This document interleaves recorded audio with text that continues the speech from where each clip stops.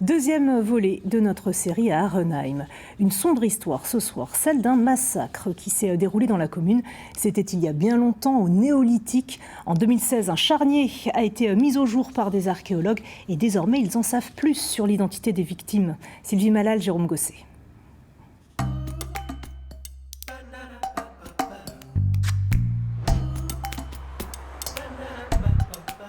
En surface, c'est une zone pavillonnaire bien tranquille, mais il suffit de gratter un peu le vernis et le sous-sol raconte une toute autre histoire. Il y a eu ici un massacre de masse avec des mutilations. C'était il y a bien longtemps, au Néolithique, mais on a retrouvé les victimes, ou plutôt vous les aviez retrouvées. Philippe Lefranc, Fanny Chenal, bonjour. Bonjour. Vous participiez aux fouilles préventives, c'était en 2016, et on va voir ça tout de suite. Sous cette mare de boue, il y a quelques semaines, des archéologues ont découvert ceci. Des squelettes fracturés, fracassés, mutilés, les restes de 5 adultes et un adolescent, tous des hommes. Voilà, ça c'était en 2016. Alors aujourd'hui, Fanny Chenal, qu'est-ce qu'on a appris? D'abord, est-ce que l'ADN a parlé? Alors l'ADN, non, on a lancé beaucoup d'analyses ADN, mais en fait l'ADN était très mal conservé dans les ossements. Par contre, on a fait des analyses isotopiques, qui sont un autre type d'analyse, qui nous ont permis de savoir que très probablement les individus n'étaient pas des individus locaux. Un peu plus loin, sur ce terrain de 2 hectares, encore des squelettes, cette fois sans aucune trace de violence. Faisaient-ils partie du même clan que les autres?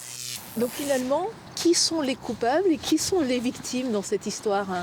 Alors, je ne sais pas si on peut parler de coupables et de victimes, mais enfin, les victimes qui sont dans la fosse appartiennent au groupe agresseur, des gens du bassin parisien qui sont venus s'installer en Alsace, qui ont été assez mal reçus. Donc, Alors ces personnes qui sont venues du bassin parisien, elles ont fini par remporter la guerre et par remplacer un petit peu les populations autochtones, c'est ça?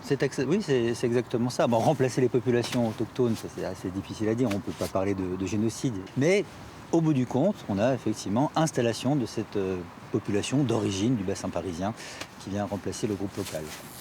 Tout cela s'est passé au Néolithique, l'époque qui a vu naître l'élevage, l'agriculture, l'économie de production. La leçon principale, c'est qu'il existe de vraies guerres au Néolithique, c'est-à-dire des conflits qui opposent des parties qui se considèrent comme de parfaits étrangers, quasiment comme des non-humains.